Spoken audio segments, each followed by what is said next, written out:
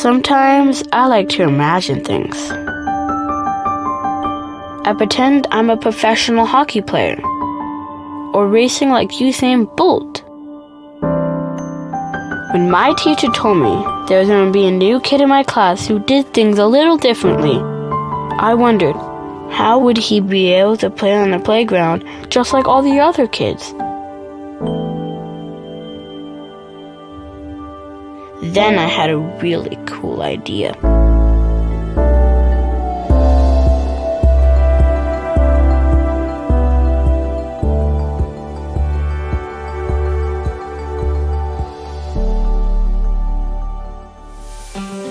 Well, it came about right from the class of grade 2 at Mattie McCullough Elementary School. They had Jager coming into their classroom, and Jager wasn't quite able to come the first few, I think it was the first 2 weeks of school. He was sick in the hospital in Calgary, and the teacher and the EA went in to explain to the class about who Jager was. He was a new student coming in, and kind of a bit about his wheelchair and his medical needs and what that would look like. And I think it was within the first few days of school that the kids were outside playing at the playground, and I believe it was one little boy who kind of thought, if this boy is in a wheelchair, this playground's not going to work for him, so how is he going to play? And so he brought that question to the grade 2 teacher and asked her, and she said, well, let's discuss it. And then what led into drawing some pictures of what they thought the playground should look like, of how Jager would play on it, and kind of just grew from there. I believe the teacher then thought, well, if you guys really think this is a need, let's go to the principal. Let's bring all of our drawings to the principal in your letter, and they took it to her, and she made it happen. She got the ball rolling with the community. So this is our Mattie McCullough playground, the Access for All. It started as an idea from students that came to me after our first week of school. We had a couple students that registered that were in wheelchairs full-time, and what the students noticed was that the kids couldn't play. They couldn't all play together, and they came to me with letters that said, this isn't right. We need a place where everyone can play together. And from that idea, we took it to our school council and talked about what we needed as an idea. And through word of mouth, we got connected with the Rotary Sunrise Club, who also felt that we needed something where everybody could come together and play. And that was the start. So this is the result of many conversations, many hours of research. Our students helped look through catalogs, came up with plans that they thought would work, and then we talked about what things would work, wouldn't work. The focus about accessibility isn't just for students with disabilities. We were looking for a playground where everyone could access. So moms in strollers and grandmas and grandpas that could come and play. It was a piece about connection and making sure that everyone had access to connect some way. So we looked at pieces that were for different interest levels, different strength abilities, and different heights, and from that we have created a space that is a place where birthday parties are had, where hockey teams come to train and dry land. We have Aspire comes to us and has picnics here. You'll notice that moms come to meet. It's brought back that sense of community that I think we had moved away from. And I love the fact that this is a place that will rival video games and rival staying in a house where they come out and play. And the laughter that we hear here, and we see the friends that they make from their neighborhood and their community is just something that is everything we imagined and hoped for. Rotary clubs became involved in this project independently of the school, just as somebody spontaneously decided that we should maybe be involved in something in the community that would have a long-term impact. And we later found and connected with Mattie McCullough Group, which was just a real bonus for us and allowed us to come together on a project we mutually cared about and felt would be valued by the community. So I'd love the opportunity to talk to you about some of the pieces that were chosen for our playground. So you'll notice here we have this bridge, which doesn't seem like a lot. However, it allows a student that's in a wheelchair or an adult that's in a wheelchair the ability to go up and down and receive that same feeling as they would if they were on a slide. And so that was a really important piece that we wanted to have. We'll have a piece of equipment here that allows students in wheelchairs to play with their friends on the merry-go-round, and so they can come in and it locks them in so that they're safe and secure. Other people come around here and then they're able to use the merry-go-round. This one is the only one of its kind in Red Deer, and it was important that we made a park that had pieces of equipment that we could bring together so that families could use and experience for themselves the first time. I love when you watch a family who's never been here before come and see, and the look on a child's face and the expression when they notice all of these different pieces of equipment that they may not have had access to before. This is another piece of equipment that was purposely placed here. So what this is it's an instrument box that the kids can play different instruments and sound. However, the neat thing about this is you'll notice it has a space here that a child who is nonverbal, who has a switch, is able to push, and it takes this to a whole other level that kids can play with. So for a change, a child who isn't verbal is needed in order for those things to happen for kids. And so it's a really neat piece of equipment that we've seen used where kids are like, I need you to come over here because you need to plug your switch in so we can make more music. So it's really magical that way. So this piece of equipment we lovingly call the witch's hat, and it allows for many different activities. So if we have a child who likes the sense of spinning but isn't strong enough to climb, they can climb in through here and just have a seat. It allows those kids who really like heights the ability to climb all the way to the top. If they get a little bit scared partway through, it allows them to stop. And so again, it's another piece that allows for many different modalities if they're building their strength, if they like the movement, but it allows a bunch of kids on at the same time. But what I really love about this piece is they need to work cooperatively together in order to make it work. It's quite a heavy piece of equipment, and so they need to communicate and talk together in order to get this piece of equipment moving together for everyone to enjoy.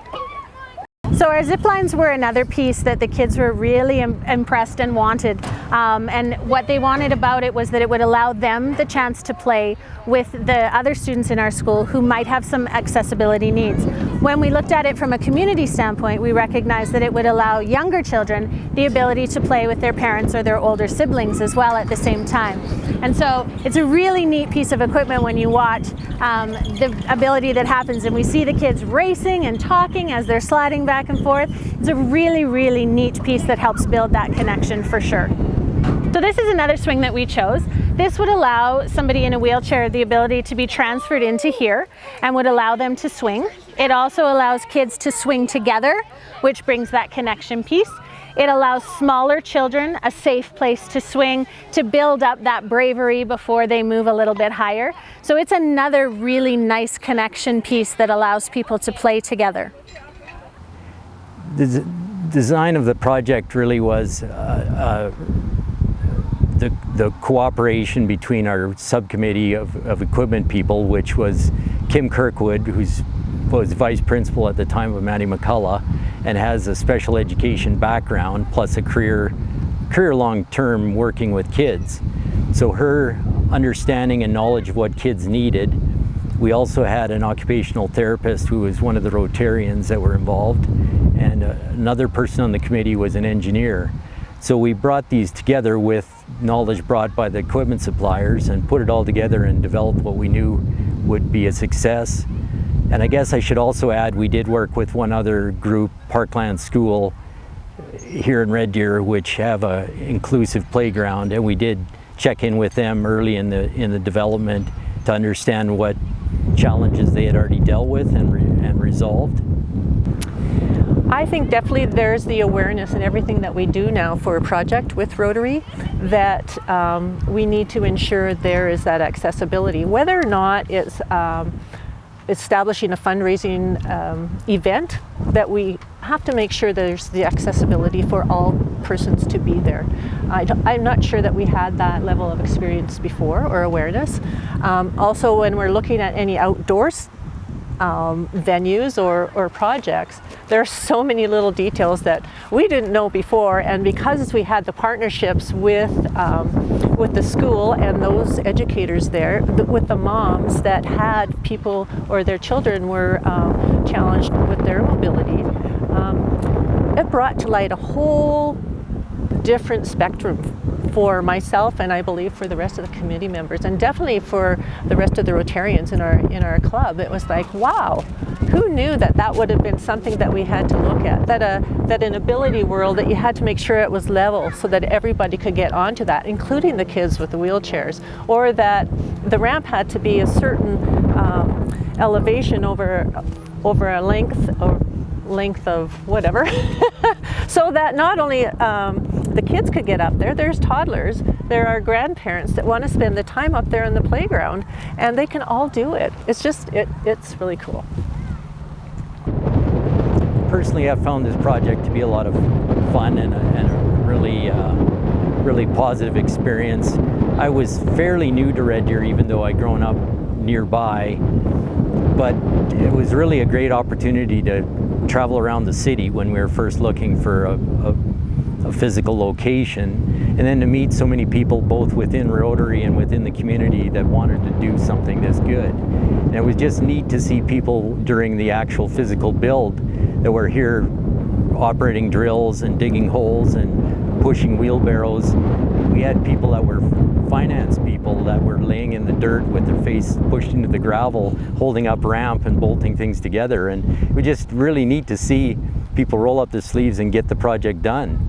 And so it wasn't only just from a fundraising standpoint, which was a lot of work, but it was just that coming together to get something done that was worthwhile doing. And I just found that really a positive experience, and probably the best way to get to know people.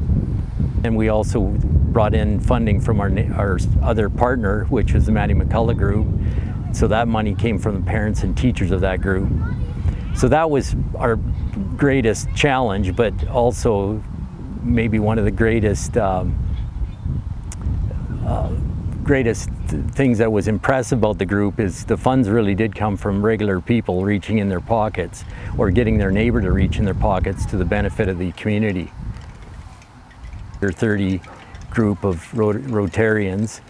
Other partners were the parents and teachers of the Maddie McCullough Elementary School, and of course the City of Red Deer, who supplied the property and will continue to maintain the equipment as time marches forward. I'm Christina. I currently sit as the secretary on the Make a Move with Jagger Foundation. I met Charlie as another parent at the Maddie McCullough School. Became following as our kids were the same age, so took part of the fundraisers to help with the playground, and of course following it on social media. My husband and I would come and help dig the shale up and help prepare and plan and build the playground. As another parent of the school, I noticed the struggles as watching Charlie as a mother of a child with disabilities. I'd pull up to the school and help my children out of the car and to their doors just like a normal parent, and then I would see how much of a struggle it was for Charlie to get into the school, and it really impacted me as a parent and as a community member here. So I became a member about 3-4 years ago and helped with the carnivals and donated plenty of time and hours to the masquerades and to the meetings, and I'm proud to support. We have so many ideas. We have so many plans, so many ideas that we want to continue on with the future on supporting other families with disabilities, the city, the town. I have a girlfriend who works at a local barber shop downtown. She's mentioned how downtown is not accessible for wheelchairs and how much important this is to not only playgrounds and schools but to our community. So it's amazing to see what this can turn into as just a small, group of parents who are trying to make a difference to our school. So we're very excited to see where this is going to lead in the future. Like, I know just from the playground stand of view that only 10%, you know, from my understanding, correct me if I'm wrong, but only 10% is required to be accessible, which is a small ramp on a small platform. That's not enough. I don't see why it's not 100%, because if somebody like Jaeger can use it, then everyone can use it. So I don't understand why you wouldn't even take that into consideration first. That should be the number one. If you have a business, why wouldn't you want everyone to access it? So, yeah, think about everybody. Just think of everybody when you're building or thinking of anything or designing something. Just think of the Jaegers who want to use everything just like everybody else, but they're very limited how to access it. So when you're thinking of that kind of stuff, think of the Jaegers in your life. Okay, ready? Up and down. It's time to play!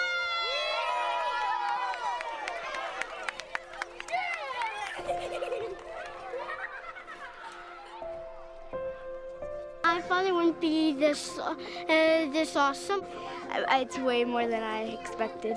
I thought it would like kind of not be as awesome as this mostly.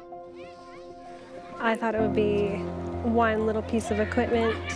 It would take 3 years to get what we have now, so not what I imagined at all. This is different because everybody can play on it, not just us. And kids with autism and kids with Down syndrome, they can still play on this park. The ramp continues up to all the way up to the top. There's like a giant fidget spinner and like flying saucer swings.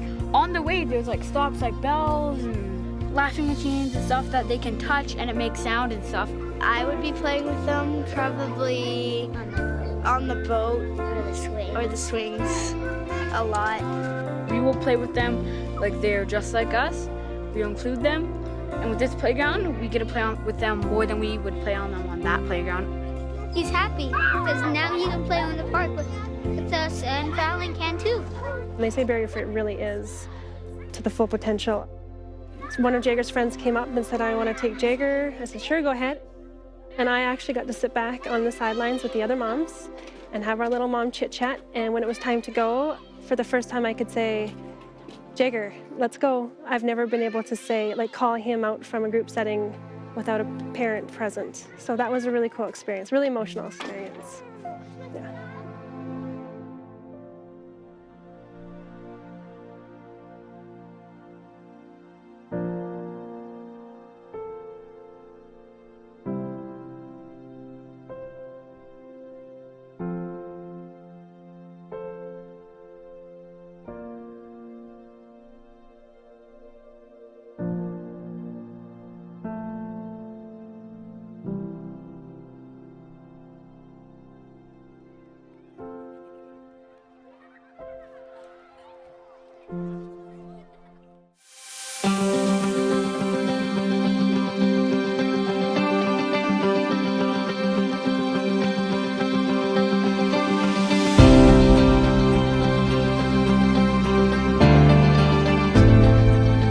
When I came into the project, the initial project was for a renovation of our school. We reached a critical mass point where we were going to be getting, the renovation was not going to happen, and we were going to move into a rebuild of our school. George Barry, I'm the principal owner of Barry Architecture and Associates, and on the West Park Middle School project in particular, I'm the prime design architect and the principal in charge and design lead.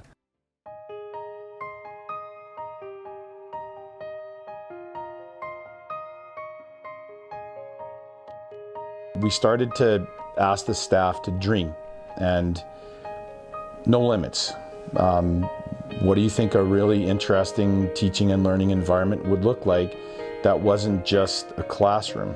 And from there, George at Barry Architecture was fantastic with dreaming with us, and there were no limits, you know, that we talked about at all. We just got to dream. Every idea that a student gave to us was researched, right down to the zero gravity room.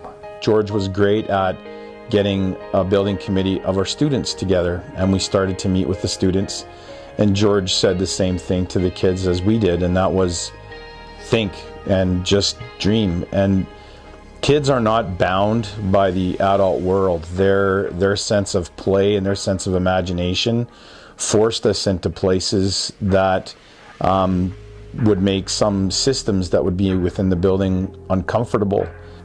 What's unique about the project is basically the entire project. The way that we approached it right from the very start, to the way that it is will be constructed, to the way that it's going to be used at the end. One of the most unique things that we did, and I know was a large item in us being successful in getting the project, was introducing a brand new program to have the students involved. The students at West Park Middle School literally designed the school.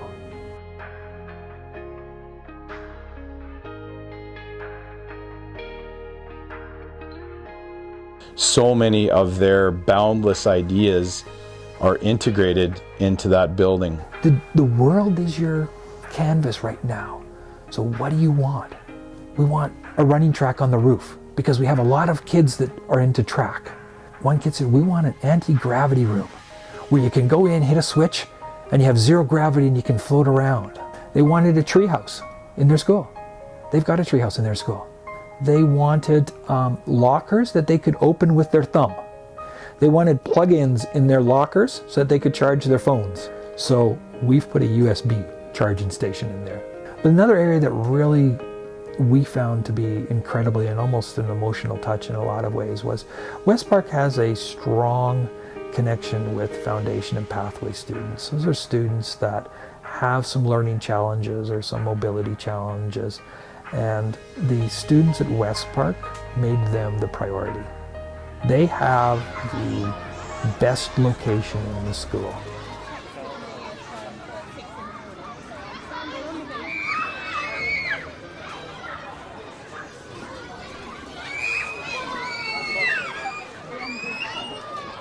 One of the important things about this area here is that it's the main entrance coming into the building. It's what first greets everybody. So we wanted to make sure that it was fully inclusive in here. And so we spent a great deal of time focusing on our floor finishes, focusing on our lighting, focusing on our acoustics in here. Working with our acoustics designer, we did quite a bit of modeling of this space actually three-dimensionally, because we build the school as a three-dimensional model in our computer. So we were able to come in to check reverberations and to check echoes to make sure that we were able to control those. So a teacher, an instructor, a public gathering happening right here in this main space could fill this entire space with their voice without going deaf from hollering at anybody. And so the students didn't want it. They don't want a teacher standing here hollering at them when we're not. We're just speaking at them or speaking with them. So we spent a great deal of time on the acoustics. We have acoustic panels happening around both the walls. Our ceiling were designed with acoustic panels in there so that we can grab some of the sound and get the correct reverberation that we want, because we need to hear ourselves when we're speaking to optimize our volume and our tone. And so we wanted to make sure that we had all of that. And we considered it with the stairs, with the carpeting that we put on the stairs, the furniture that was in here, and it's designed that the same volume that I'm speaking at right now, we could have 400 students in here and they would hear us. They would hear us all speak into that aspect. The same thing with the lighting. We wanted to make sure that the lighting was very comfortable. So we use no direct lighting. All of our lighting is indirect lighting. And with using indirect lighting, we can actually reduce our energy load because we don't need as much light then, because we're bouncing it off of surfaces. So we look at what we call the CRIs, the color rendition index, so that we can get that reflectivity of the paint coming off. So we have the right color in there. So we can reduce the amount of light that we're using. We have a variety of light that's in here. It's all LED lights, but we have some architectural lights that are up there in the ceiling that we can change the colors on. If they want to do something special in here, we can just change the colors. We can turn the other ones off and put the colors on there. There's also a product in here that we call Solar Tube that brings natural daylight into it, so we can get that natural light coming in. It really creates some strong ambient lighting happening around there and eliminates the glares. The few glares that we see on our concrete floor here. Now, we can eliminate those completely by changing the color rendition of the LED lighting that we have up there. So people that have sight problems, that don't want bright glares, we can control that. People that have hearing issues, they're not going to have strong echoes coming. As we age, we have a lot of hearing damage coming off situations, so it's harder to control that. But with the acoustic panels that we have created around the walls and on the ceilings, we've created the right level of absorption of that sound, and so we can get the correct reverberation too. So it's the little technical stuff, and we taught the students about it, not all the technical aspects behind it, how we did all the calculations, because I can't explain a lot of it to you. That's why we hire consultants coming in here. One of the things that we do with all of our projects like this is we understand that a building is growing, and a building will move and will change as it ages. And so we designed this building to have that same life, that there's classrooms that are added on to it. Classrooms can be taken away from it. Rooms can have uses changed. We can move a science room from one area to another if need be. They haven't been that fully developed. Even behind us was the Learning Resource Center that's utilized more now as a 3D maker space, and as even during our design processes, things evolved and changed. What was supposed to be planned by Alberta Infrastructure of having computer spaces are a thing of the past. We all have a computer with us most of the days, and the students come in here do. It's called a phone. And so we don't need to have dedicated computer spaces. We can utilize those for different things. And as the technology changes, it can go on. One of the other unique features that the kids wanted was they wanted to have a no Wi-Fi zone. One little girl said, I got tired of having lunch with my friend and looking at the top of her head because she was always on her phone. So can we get people away from this to like this, where we're looking up and seeing people? This is what a grade 7 student came to me at. So I went home and asked my daughter, who was in university and becoming a teacher, hey, what would you think of that? She goes, well, as a future teacher, I think that would be a great idea. As a grade 7 student, I think it was a crazy idea. I love my phone. But they wanted to have those spaces. They wanted to have it. So we've developed the technology in here that in the future, if we wanted to have that, now there's security reasons why we don't want to do that. As a new principal at West Park Middle School, one of the things that I've really appreciated is the open concept of this building. The design is such that is very welcoming and very inclusive, even by nature. When the garage doors to each classroom are open and the doors to each space are wide open, it's easy access for all kids. And so when we're teaching, we have students transitioning at different times based on what they need from that class. If they can only sustain that class for, say, 15 minutes at a time, it's easy for them to walk in and be relatively unseen as they're doing it. They're not disruptive to the class in any way. Students also can leave a class when they need to go to a different space, or for programming or support services or anything like that. It's a very, very welcoming, easygoing atmosphere with lots of fluid movement from students and teachers alike. Okay, so one of the features about this room, this is something we're really proud about, is a full adult size change facility in here and accessible washroom for students. And so what we've done is we've got a wide door, as you notice on here. It's clearly marked on here. One of the other features is we have the occupancy pad on the handle side, which is very important to have. It's the continuity, having that connection. We've also have it illuminated in green. So basically green is saying it's go. You can go in there. By pressing the pad, it's going to automatically open the door for you. And it's a very light press.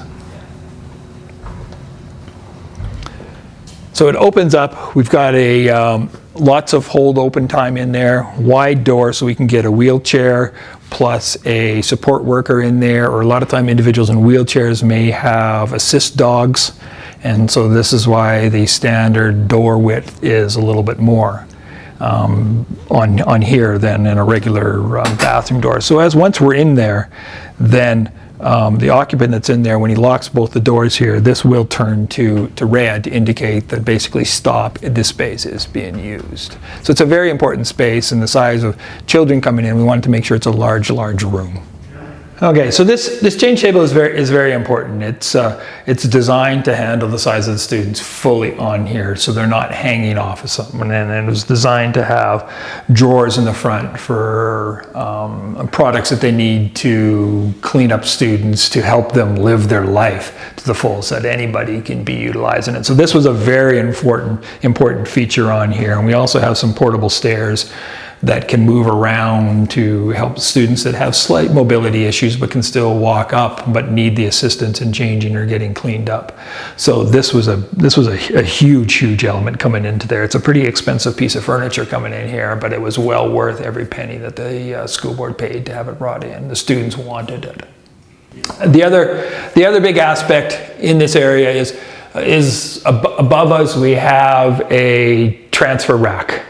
To be able to move a student, to move an individual from a wheelchair up onto the lift, that there's a harness that can come on and these slide really easy. So we're not putting strain on the aid workers or on an instructional's back and their body in doing it, that we can use the harness and use technology to the point. And so it's something that we don't see in many schools.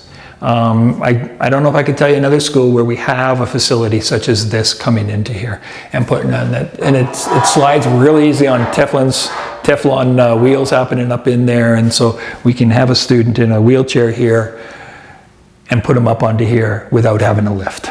Very important. Other feature that we have in here is a barrier-free toilet that is accessible from both sides. We have drop-down grab bars happening onto it, handles on the back side, so it's easy for somebody that can move from a chair onto the toilet to utilize it themselves. Directly beside it, we do have an emergency call button. So somebody is on the toilet, they're in here themselves, they can hit that call button right off the bat. Nice, clear writing happening on here, and as you notice that it is an audible and visible signal that comes right away. It's very important to do. We've really paid attention in this room to the small design features, such as having its own 2-stage alarm system up in here, that in the case of fires going off, this is activated in here. The alarm is going off as a strobe before it's hitting into the full scream of the siren.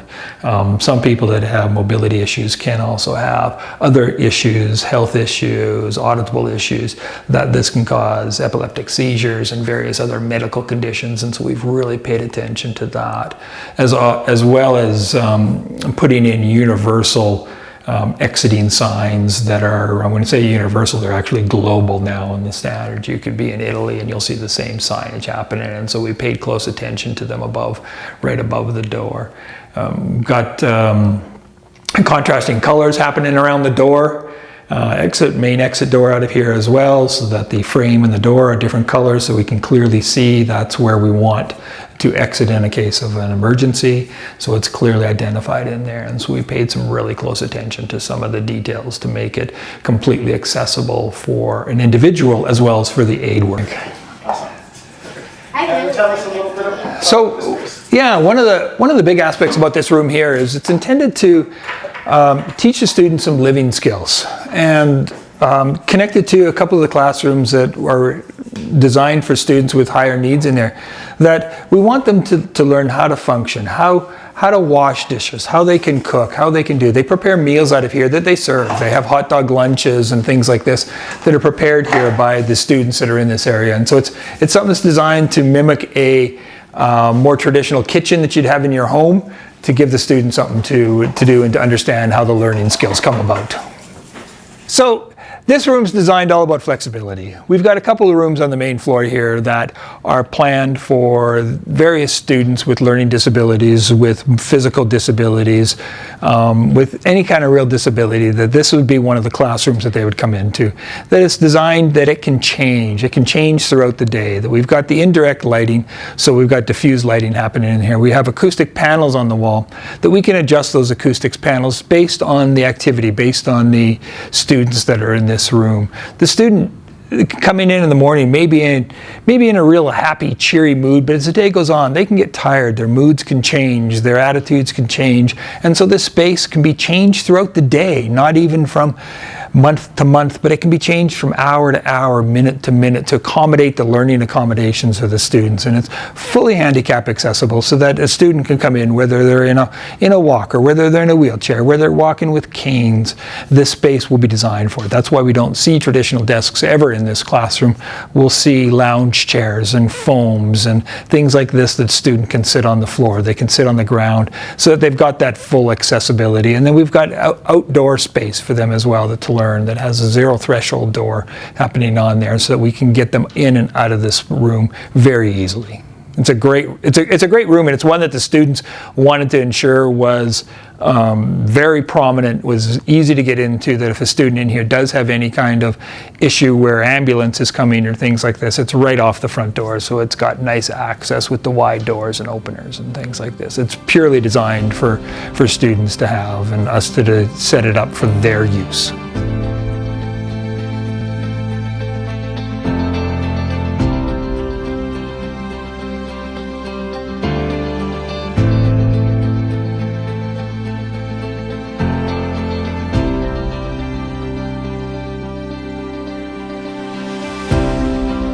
Workings of the elevator, and you can see that pipes that go up and down there like that, and then you take my key fob, you can go around to the side. Yeah, go, you go right through there. There you go. Perfect. And now you guys can watch, and you can see, just stay here, and then you can see as it goes up. Good job. We'll just give it a shot here. Maybe it's not going to do it because we don't have. Right, so you can see how it all works and how all the mechanics go.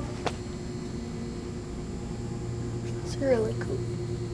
Yeah. All the inner workings. Upstairs in the mechanical room, you can see all through it too.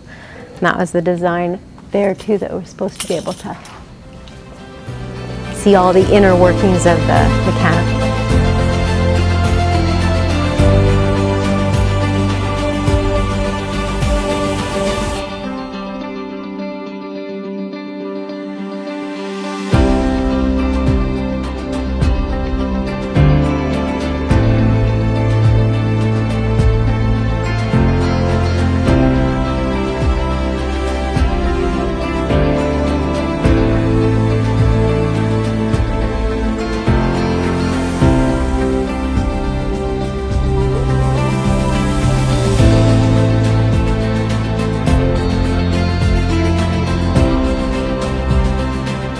Okay, what's kind of unique about this space is this was done as a collaboration with Red Deer College, that's now Red Deer Polytechnic, to work with the education students that are over there. And so to ensure that this space is usable for several different items of coming with the students from the college down the road there, is we have an observation tower up in the 3rd floor that stretches in from this classroom as well as the adjacent classroom happening in there. And so we're staying with our accessibility guidelines and our accessibility controls.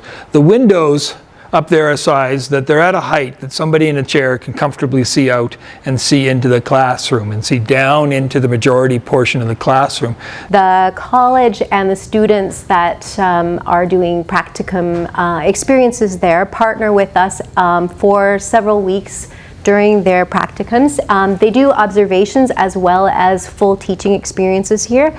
And so this would be one of the classrooms along with that classroom that is joined to this classroom that they would use. The observation deck upstairs is where their facilitators might view them teaching and their experience teaching, or it would be where student teachers observe seasoned colleagues that are teaching, and they observe classroom management skills, proximity with students, teaching delivery methods, and much, much more. And it gives them a broader experience or a been there experience as they grow in their own profession.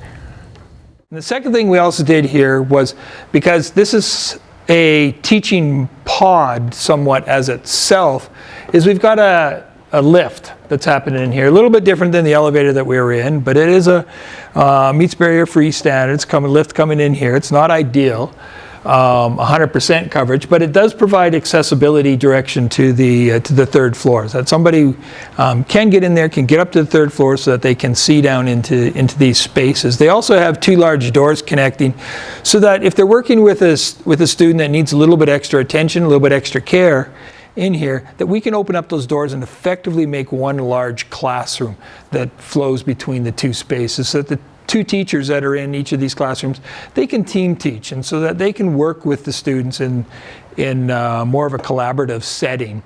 And the other purpose of the observation platform up in the 3rd floor is that if there's a student that is having issues in class, whether it be learning disabilities, whether it be attention disabilities, physical disabilities, that we can have experts come in, can observe it without being invasive into the classrooms, that can then provide teaching assistance to the instructors that are in this classroom so that they can perhaps work better with that student. This classroom can double as a math room.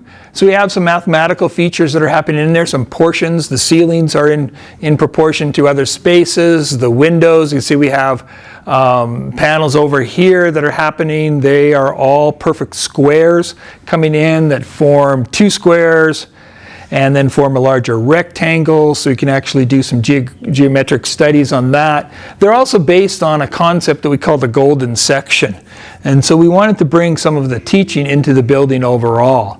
On the south wall, we have what we call 9 squares, which is a very mathematical imagery that comes out of actually way back into the Italian Renaissance period. Things were proportionally 9 square into that to form a perfect square in that. And so a lot of the building is accessible for teaching itself. We tried to design this building so that not only is it accessible for students and movements happening around there. It's really important in education to consider diverse learners more and more as the years have progressed. We've seen a wide variety of different styles and preferences in learning, and that's within the spectrum of education.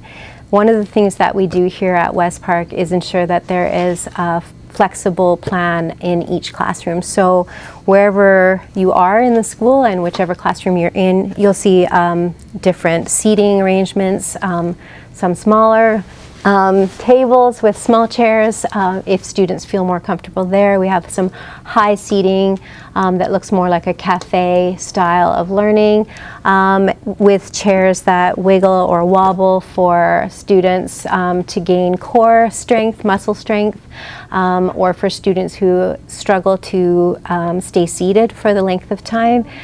So it's just really important to have a variety of styles and tools in the classroom. One of the things that we do often here at West Park is we have the tools that are necessary for every student to regulate, not just for specific students, and they circulate in the classroom. So it's very common to see things like a stationary bike or steppers in a classroom, or various tools, fidget tools for students to use. We call them tools because originally kids would call them toys, but we want to make it clear to everybody in the classroom as we use those devices that these are tools that every human needs for success in the building or in the surroundings that they're in. We've met a lot and had numerous conversations about what makes a student successful and what makes an environment something that is inclusive and has access for everybody in this school. And we believe that all kids and all students here can succeed. So we started having conversations around the table regarding our Foundations and Pathways programming. Originally that program was designed by the district in order to meet needs of students who were struggling in the regular programmed settings. Red Deer Public really strongly believes in inclusion and in meaningful inclusion, but there are situations that are such that students are struggling in that environment. And having a congregated program, we have very few of those in Red Deer Public, but they are needed in some situations. When we were planning and looking at how our program was working, we realized that a few things could be changed to make things more inclusive for students and more celebrated for the children that are in that program that have so much to give and gift back to the rest of the community. So we tried to find ways that there could be more fluid movement between that classroom and the rest of the students. One way that we talked about doing this is removing the stigma and the label of pathways and foundations terms. So next year, as we move into programming, our program will just be Mrs. Linsky's classroom. And that program has students that have individualized learning programs, and that's how they function. In those programs, however, they'll be very, very closely partnered with classrooms in the rest of the school. So it will not be uncommon to see students going to option classes from that classroom or a social studies class based on the strength that they have in that program. Conversely, we're trying to make the program more well-rounded and have students from the regular program, if whatever skill that they might be lagging, go into Mrs. Linsky's classroom, and so that it is a reciprocal relationship. We already do much to have that happen. Students from the regular program are integrated very seamlessly using the sensory room for regulating social emotional learning, and we have students from Mrs. Linsky's classroom coming in and supporting and working together with leadership students. We have a buddy program at recess time where students are integrated throughout the recess and playground, and more as we learn, we grow. As we understand, we do better, and that's what we're doing year after year in changing and regrouping and revisiting the plan to see how we can be more and more inclusive and how we can provide more of a meaningful partnership and relationship with all of the students, creating a successful environment for every student that comes into this building. One about the strong features about the overall handicap accessibility of the school is that our washrooms are open and free for anybody to use. We don't have any doors on them.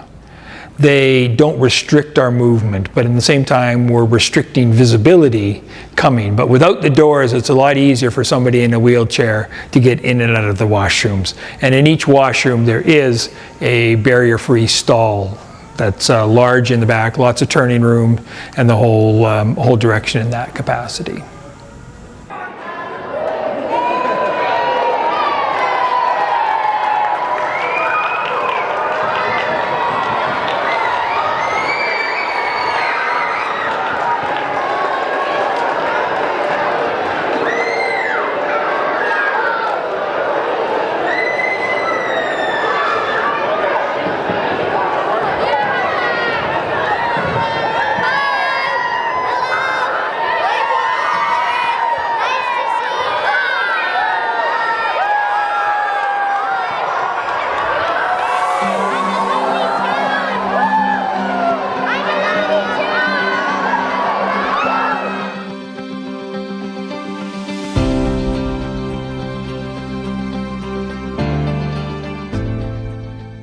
Capstone being a master plan community, it does have a strategic vision associated with it, and the City of Red Deer is trying to achieve that. What that means is that Capstone wants to be a pedestrian-friendly, non-automobile-oriented, higher density community. We anticipate having approximately 2,000 homes that are condominium homes or rental homes, in addition to all kinds of commercial uses such as cafes, bakeries, and other amenities associated with the area that are walkable and accessible for all. The different infrastructure that we put in place was put in place from that lens relative to inclusivity and accessibility. So some of the features associated with that from an accessibility and inclusivity basis were things like road crossings that you didn't have to step down on, for example. tactile surfaces for the visually impaired. The notion that we could shut down an entire street to accommodate all walks of life when we had special events and permitting going on. The fact that we created wider pathways and bike trails so that folks on those trails were could easily, from a mobility perspective, get around. And those were some of the features that we incorporated in Capstone. In addition to that is seating that is accessible to everybody, regardless of ability or disability, relative to things like seating around the fountain and other aspects. The Capstone project has been a long-term project for the city of Red Deer, in that it started back when the city moved the old civic yards. To that end, we had an additional 24 acres of vacant land that we could go forward with and develop. As a land bank, we have the ability and the opportunity to be able to develop residential, commercial, and industrial lands. This was a master plan community that came from a vision from Gell Architects back probably 5 to 6 years ago. I've been personally working on this project for the last 10 years. Initially it was done off the corner of people's desks, but it has since evolved into the master planned, higher density, pedestrian-friendly, accessible community that it is growing into. Yes, so currently Capstone has got all its horizontal infrastructure done, and that means, you know, the sidewalks, the roads, the pipes under the ground have all been completed now. And presently we are now trying to get residential developers down and commercial developers down into Capstone so that they can further develop the area now that all the infrastructure has been put in place. We have a number of different amenities that we've placed in Capstone, including river trail lighting, including fountains and other amenities that go along with it in the Canada 150 Square. We will certainly consult with Access for Disabilities to determine what we can do better going forward. Hi everyone, my name is Corey and I'm the Capstone Project Manager with the City of Red Deer. I'm here today with a team of individuals from Access for Disabilities, and in a moment they'll tell you a little bit more about who they are and what National Accessibility Week is all about. So one of the key aspirations of Capstone is that it become a community for everyone. And we designed and built several features into the community which make it more accessible and easier to navigate for those who have physical challenges through reduced mobility, visual or hearing impairments. So I'd like to go through a few of the features with you today. The first one being raised roadway crossings, which provides an easy transition for those who travel with the assistance of wheelchairs or walking aids. Second is tactile walking surface indicators, which provides high contrast and material texture change built right into the sidewalk and indicates to those who have visual impairments that they're entering the roadway. The third is wider sidewalks and separate bike paths, which are designed throughout the community to improve safety and ease of movement. So now I'd like to introduce you to Murray, who's going to tell you more about the Access for Disabilities Group and National Accessibility Week. Hi everyone, my name is Murray Rodis, and I am the Executive Director and RHFAC Professional for Access for Disabilities. Access for Disabilities is a Christian not-for-profit Canadian corporation. Our vision is to create a new environment where all people will have unassisted access to everything, where accessibility is no longer an issue, and to remove the barriers that impede persons with disabilities. As part of our work, we conduct certified accessibility ratings and assessments of buildings and communities to gauge how accessible they are for persons with disabilities. The program we offer is called the Rick Hansen Foundation Accessibility Certification RHFAC program, hosted by the CSA Group. We've completed our assessment of Capstone, and it's a RHFAC gold level development with design features that have been thoughtfully delivered to allow easy and safe access for persons with visible and invisible disabilities. May 30th to June 6th in Red Deer is National Accessibility Week, NAAW. National Accessibility Week is an opportunity to celebrate the valuable contributions of Canadians with disabilities. a chance to recognize the efforts of individuals, communities, and workplaces that are actively working to remove barriers to accessibility and inclusion. We want to thank the City of Red Deer and Her Worship Mayor Tara Beard for officially proclaiming this week and drawing attention to those in our communities with disabilities. Visit us at accessfordisabilities.org for more information.